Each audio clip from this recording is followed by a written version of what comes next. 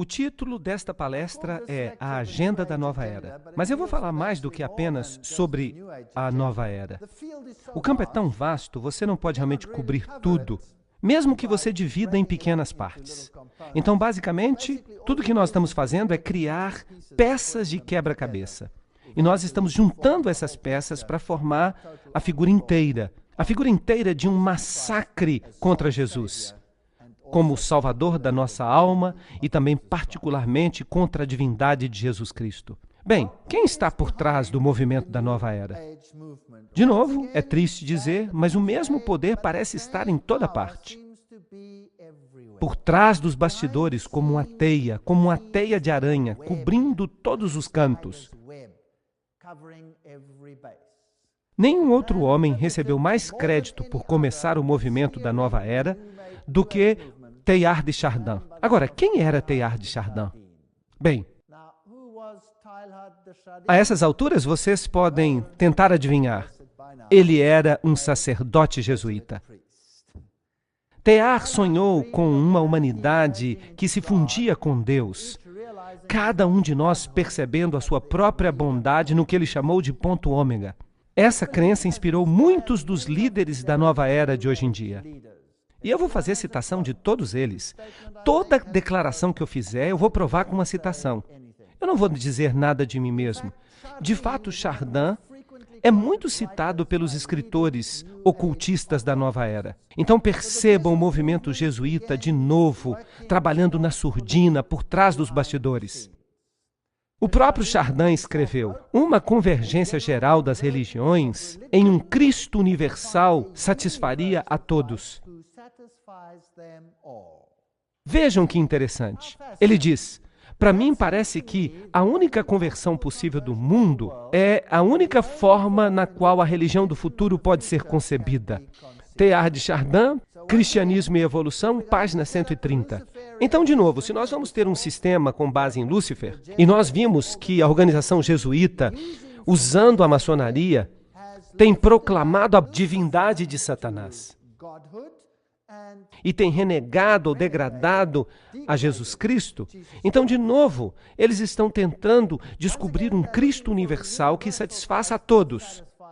Mas eles não querem de fato Jesus Cristo, porque isso seria um exclusivismo.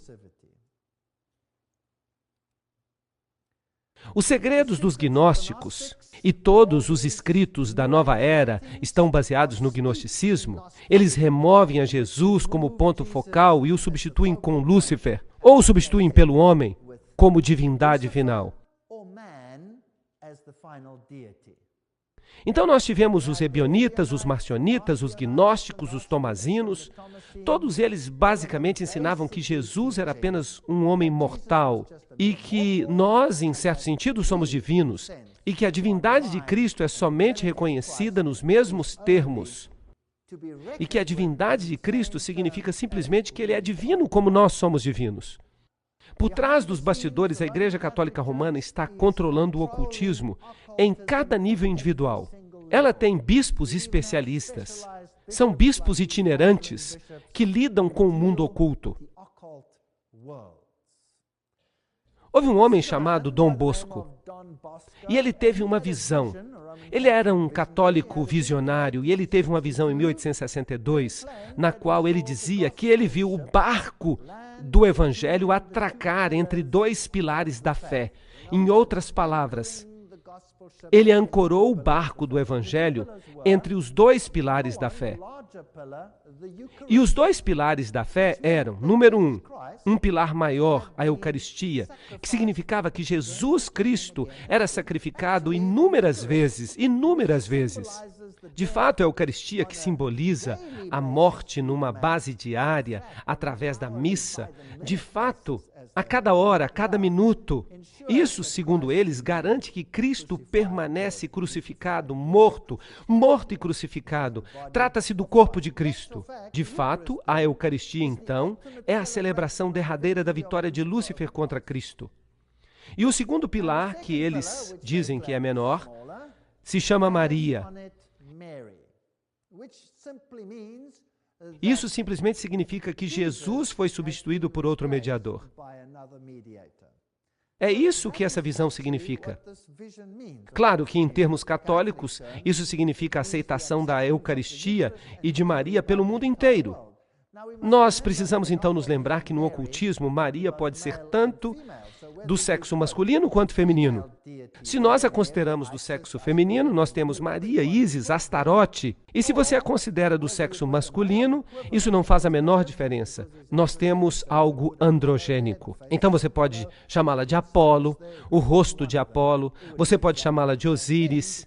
Tudo seria a mesma coisa, porque Blavatsky diz que tudo é igual. Em Gênesis 3, 1 a 6 está escrito: agora a serpente era o mais astuto de todos os animais que o Senhor tinha feito. E ela disse à mulher: não é isso que Deus disse? Tu não comerás da árvore do jardim. E a mulher disse à serpente: nós podemos comer de todas as árvores frutíferas do jardim, mas do fruto da árvore que está no meio do jardim, Deus disse: dele não comerás, nem tocarás, para que não morras. E a serpente disse à mulher: certamente não morrereis, pois Deus sabe que no dia em que dela comerdes, então os vossos olhos se abrirão, e sereis como deuses, conhecedores do bem e do mal. Essa foi a batalha original no Éden. Pergunta: Deus disse: certamente morrereis. A serpente disse: não morrereis. Um dos dois tem que estar mentindo, certo? Um dos dois está mentindo. Bem, se você está de fato morto, então você é um ser criado e certamente não é Deus. E aqui a serpente diz: de fato, se comerdes dela, percebereis que sois de fato deuses. Outra mentira. Essas são as mentiras gêmeas do Éden que foram ditas pela serpente. Claro, a maçonaria ensina que de uma forma ou de outra, que foi o diabo, como nós já vimos, que disse a verdade, e que Jeová é mentiroso. Foi isso que nós vimos em todas aquelas citações dos maçons. Eles viram as coisas de cabeça para baixo. Este é o ponto central do ensinamento jesuítico, porque os jesuítas, de fato, fundaram a maçonaria. E quando a mulher viu que a árvore era boa como alimento, aí está o velho problema do apetite vindo à tona. E que ela era agradável aos olhos, e que a árvore era desejosa para torná-lo sábio. Mas o grande problema aqui é que ela tomou o fruto e comeu. E ela também deu ao marido, e ele também comeu. Bem, essa foi a batalha do Éden. Se isso foi o início, então o fim será igual. A mesma vitória que a serpente obteve no início, ela tentará obter no final também. E então, começando com Mary Baker Eddy, a fundadora do movimento da cientologia. Essas organizações todas recebem rótulos cristãos, mas o que elas ensinam não é cristão. Esse é um movimento muito esperto, mas nem todos foram enganados por ele. Porque se as pessoas associam o nome de Cristo a esse movimento, é porque ele deve ter valores cristãos, certo? Errado.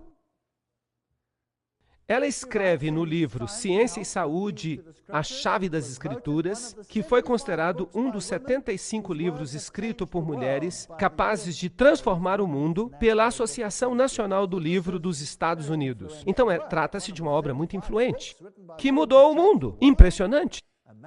Agora, o que Mary Baker Eddy tem a dizer? Aqui estão algumas de suas declarações. No livro Ciência e Saúde, a Chave das Escrituras, que este movimento religioso usa como se fosse um documento adicional à Bíblia, ela disse: o mal não existe. Não é nem uma pessoa, nem um lugar, nem uma coisa. É simplesmente uma crença, uma ilusão em seu sentido material. Bem, e eu sempre me pergunto, em que planeta que ela vive? Certamente não neste planeta. E na página 589 ela diz: Jesus, o mais nobre conceito humano corporal da ideia divina, repreendendo e destruindo o erro e trazendo à luz a imortalidade do homem. Bem, então se Jesus é apenas um exemplo para nos mostrar o que é ser imortal, Deus não disse, certamente morrereis? Ele não disse isso? Foi isso que ele disse. Mas ela fala, não, o homem é imortal. E ainda mais, ela diz, lembremos-nos sempre que o homem imortal e harmonioso há de existir para sempre. Página 302. A Bíblia diz que ele é um ser criado, mas ela diz, não, o homem é imortal, ele vai existir para sempre. E ela diz, a morte é uma ilusão. A vida dá vida na matéria. Qualquer evidência material da morte é falsa, pois ela contradiz o fato espiritual do ser. Página 585. Tá bom. Então não existe morte. Quem disse, certamente não morrereis? A serpente disse. A alma é o princípio divino do homem, nunca peca. Por isso, a alma é imortal. Ups! Essa é uma doutrina fascinante. Então nós somos duas entidades. Uma casca que morre e uma alma que é imortal. E esse cerne interior nunca peca. Vocês sabem, este é um ensinamento gnóstico do qual os nicolaítas também gostavam. Mas a Bíblia diz que Deus odeia isso. Se este corpo é realmente uma casca, então o que você faz com ele não interessa.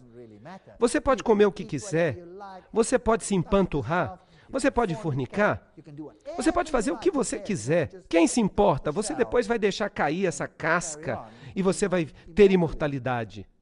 Mas Deus diz, é dado ao homem morrer uma vez e depois disso o juízo.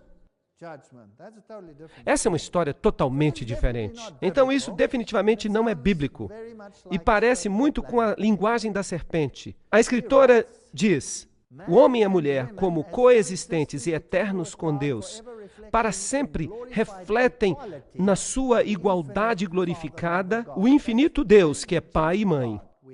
Esse é um Deus androgênico, que se parece muito mais com Lúcifer do que com Deus. Esse conceito de que Deus é pai e mãe não é bíblico. De outra forma, a oração seria, nosso Pai e Mãe que estás no céu, santificado seja o teu nome. Mas não está escrito isso, está? Não, está escrito, nosso Pai que estás nos céus. Então esse movimento tenta se parecer cristão, mas há outro movimento que também tenta se parecer cristão. O movimento mórmon. Os mórmons se chamam a si mesmos de santos de Jesus Cristo dos últimos dias. Aqui temos o nome de Jesus Cristo sendo usado de novo. E toda a informação desta religião vem de um anjo chamado Moroni. Eu não quero nem fazer piadas com esse nome. E aqui está uma representação na qual ele está em pé em cima do globo, tocando a sua trombeta. Aqui temos uma típica igreja mórmon, sem janelas, como as lojas maçônicas, que também não têm janelas. E o fundador do movimento mórmon não é ninguém outro senão Joseph Smith. E Joseph Smith era um maçom de grau 33. E o que isso diz a você? Quem era o Deus dele? Se ele era um maçom de grau 33, então o Deus dele era Lúcifer. Agora, este aqui é o sucessor dele, ou o próximo profeta, como eles dizem. O líder mórmon Brigham Young, que sucedeu Joseph Smith, e ele também era um maçom de grau 33. Então vamos verificar isso. A Igreja de Jesus Cristo dos Santos dos Últimos Dias. Seu fundador, Joseph Smith, era um maçom de alto nível. Seu sucessor, Brigham Young, era também outro maçom. De acordo com o livro Roupa Negra, Brigham Young era um amigo íntimo de Peter D. Smith, um dos mais poderosos jesuítas americanos do século XIX. Assassinos do Vaticano, página 182. Eles estão por toda parte. Mas eles não se sentam na fila da frente. Eles gostam das últimas cadeiras, para que não sejam descobertos.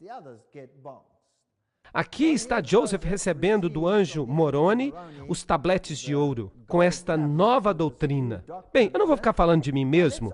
É sempre bom a gente ver o que eles mesmos escreveram. No livro História da Igreja, está escrito: à noite eu recebi o primeiro grau da maçonaria na loja maçônica Nauvoo, que se reuniu num escritório comercial. Eu estava na loja maçônica e subi mais graus. Então aí você tem, direto da boca dos mórmons. Isso não pode ser negado. O mormonismo foi iniciado pela maçonaria sob o controle de quem? Dos jesuítas, é claro.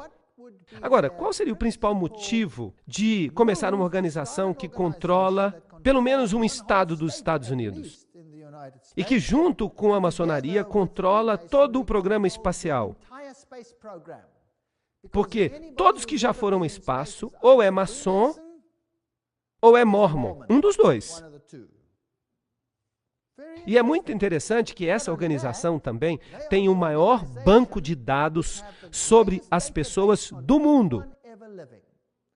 Eles sabem tudo sobre quem é você. Quem são seus pais, onde você viveu, o que você fez. Eles sabem cada detalhe da sua vida. Eles têm um banco de dados. E esse banco de dados vai se tornar muito importante um dia em relação a compras e vendas e sobre quem é que vai ter direitos na nova dispensação.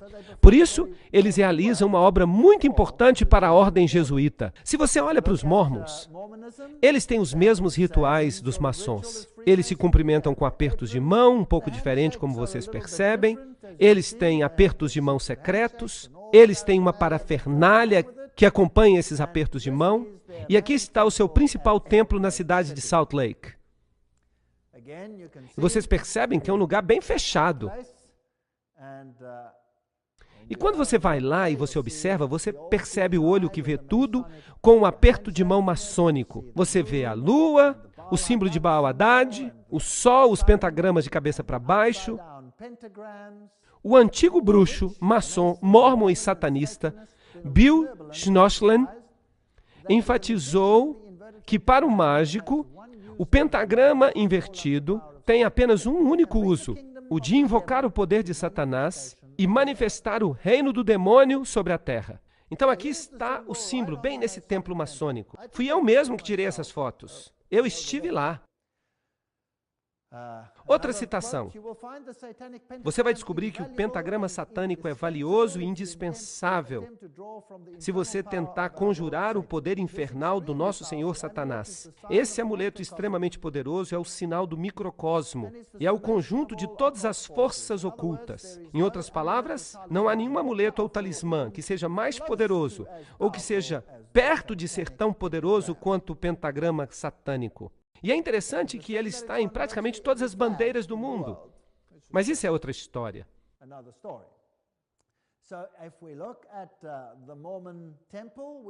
E nós vamos encontrar todos esses símbolos de cabeça para baixo no templo mormon. O olho que tudo vê aqui, os símbolos do sol ali, e tem círculos. Originalmente eles tinham até um ponto no meio, mas eles se tornaram um pouco mais clandestinos e eles removeram os pontos.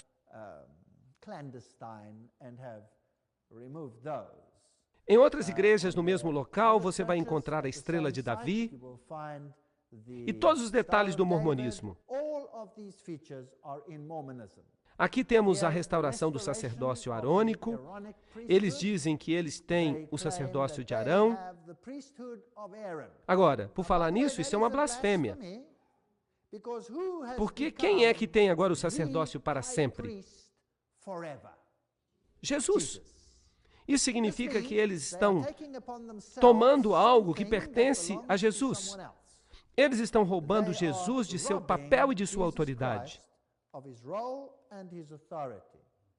Kathy Burns, no livro Símbolos Maçônicos e Ocultos, diz: tanto os maçons quanto os mormons falam do sacerdócio de Melquisedeque. No rito escocês dos maçons, o grau 19 é chamado de Grande Pontífice. É durante esta cerimônia que o candidato é ungido com óleo. Então, proclama-se que ele é um sacerdote para sempre de acordo com a ordem de Melquisedeque.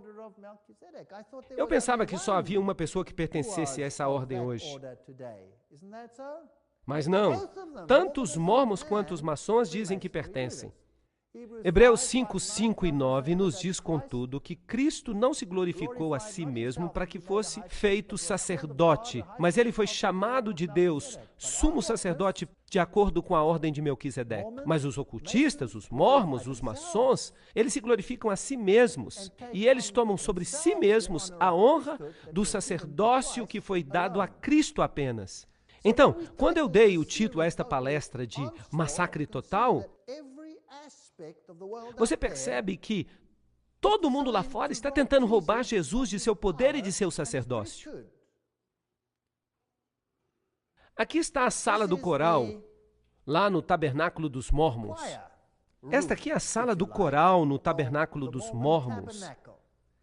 É aqui que o coral dos Mórmons canta. E canta muito bonito, não é verdade? É a música mais maravilhosa que você pode imaginar. Eles são famosos por causa dessa música. Mas o que você tem que entender é que, no satanismo, você pode chamá-lo também de Cristo. Porque Jesus significa Josué. E Josué significa Jeová Salvador. E Lúcifer se atribui o mesmo título. Então você pode cantar essas lindas músicas para outro espírito, dependendo de a quem você esteja obedecendo. E é claro, muitos desses pobres mormons não têm a menor ideia, porque no mormonismo também há graus. Você tem os iniciados embaixo, mas você também tem graus mais elevados. Então, os graus baixos não sabem nada. Por exemplo, essas freiras aqui que saem e ficam falando para as pessoas, dizendo coisas maravilhosas que elas leram, elas não percebem o que elas estão dizendo. E se você olhar para os prédios dos mormons, puxa vida, eles são impressionantes. O dinheiro não é um problema para eles. Mas e a doutrina mormon? Vamos dar uma olhada rapidamente na seção 27, Doutrinas e Concertos, no verso 11. Os mormons ensinam que Adão era Deus. No Jornal dos Discursos, volume 4, página 53, um escrito oficial da Igreja Mormon, está escrito que os pecados só podem ser expiados pelo sangue. E o que isso quer dizer? Isso não é bíblico. No livro de Mormon, Alma 7:10, diz que Jesus nasceu em Jerusalém. Isso não é bíblico. É um detalhe, mas é irritante. Jornal dos Discursos, volume 2, página 81 e 82. Cristo se casou com Maria, Marta e outros. Isso aí lhe dá uma ideia da razão por que eles podem ter mais de uma esposa, não é verdade? Eles negam a expiação, nós estamos passando pelo mesmo ritual de novo. Uma das doutrinas mais perniciosas defendidas pelo homem é a doutrina da justificação pela fé, que entrou no coração de milhões desde a Reforma. Foi o próprio Joseph Smith que escreveu isso, em A Restauração de Todas as Coisas, página 192. Isso não parece semelhante ao que Westcott e Hort disseram, sim ou não? Bem, este é um ensinamento maçônico, e a Igreja Mormon nada mais é do que uma fachada para a maçonaria, que se faz passar pela religião de Jesus Cristo. O livro de Mormon, em Nefi 2, 22 a 25, diz: Adão caiu para que os homens se levantassem, e os homens se levantaram para que pudessem ter gozo. Então, Adão caiu para que os homens tenham gozo? Isso é interessante. De fato, isso é parte de uma adoração oculta ao sexo. Eu não ia querer discutir o que acontece nos altos escalões, mas o ponto-chave, o que basta dizer é que se um mormon morre, ele tem um monte de virgens lá em cima para mantê-lo ocupado, do outro lado. E o Deus deles é casado com literalmente milhares e milhares e milhões de mulheres e milhões de espíritos femininos. E Deus não faz nada senão fornicar da manhã até a noite para produzir as almas que devem entrar nos homens, para criar os homens. Há uma doutrina realmente muito estranha nesses ensinamentos secretos. Sterling W. Seal, membro do primeiro Quórum dos 70, declarou no Jornal do Deserto de 31 de julho de 1965, página 7, em Cristo, Adão ainda é o cabeça. Adão caiu, mas caiu na direção certa. Ele caiu em direção ao alvo. Adão caiu, mas caiu para cima. E Jesus nos diz, subi para mais alto. Esta é uma linguagem que pertence tipicamente à serpente. Quando você cai, o que você consegue? Sabedoria. Você se torna como Deus. Você sobe, você não desce. E Brigham Young diz, o diabo contou a verdade sobre a divindade. Eu não culpo nossa mãe Eva. Eu não ia querer que ela deixasse de comer o fruto proibido por nenhuma razão. Pois pelo dom do pecado, a humanidade pode alcançar a bondade. Bem, quem é que está falando aqui? É o diabo que está falando. Ou é Jesus Cristo? Isto está em sua doutrinas e concertos. O homem estava também no início com Deus. A inteligência, a luz da verdade não foi criada ou feita, nem de fato poderia ser. De novo, está aí. A Igreja dos Mórmons nada mais é do que uma maçonaria que se faz passar por religião de Jesus Cristo e está enganando milhões nesse processo, sendo uma ferramenta da ordem jesuíta. A missa católica basicamente diz a mesma coisa. Oh, que bendito pecado que nos forneceu um Redentor tão grande. Esta é a figura de Cristo que eles têm no Templo Mórmon. Eu não sei se Jesus era mesmo assim. Quem sabe? O que eu sei é que o diabo quer se fazer passar por Jesus. Talvez Jesus tivesse essa aparência, eu não sei. Eu só vou descobrir quando ele vier nas nuvens do céu. E eu fico aqui imaginando, será que ele tinha mesmo essa barba dividida, parecendo um bode? Aqui está o líder, Joseph Smith. E se você olhar para essas figuras aqui, você vai ver uma colmeia. E se você der uma olhada neste livro, As Duas Babilônias, você vai perceber que a colmeia é o símbolo do paganismo, símbolo dos deuses pagãos. Agora, essa é uma história fascinante. Vejam que o mundo está sendo controlado pelos ocultistas. E os ocultistas se organizam em famílias. Então você tem essas famílias ocultistas que controlam o mundo. E algumas pessoas chegam a exagerar. Elas dizem que há uma conexão com répteis e que há famílias de répteis. Vocês já ouviram histórias assim antes? Bem, eu não quero ir nessa direção, mas vamos dizer, é possível que haja famílias que controlem o mundo e que venham de famílias reais? Agora, algumas linhas reais foram erradicadas, eliminadas, destruídas. Foram tiradas da face da terra através da intriga jesuíta. Mas outras foram colocadas no poder, como a casa de Stuart, por exemplo, na Inglaterra. Todos eles maçons, todos eles ocultistas. Eu lhes digo que a rainha é a rainha dos Bilderbergers, e ninguém pode entrar tão profundamente no ocultismo quanto eles. E aí você tem, então, essas famílias reais. É possível que essas famílias estejam controlando a maior parte do mundo? Será que os reis do mundo vão reinar um dia?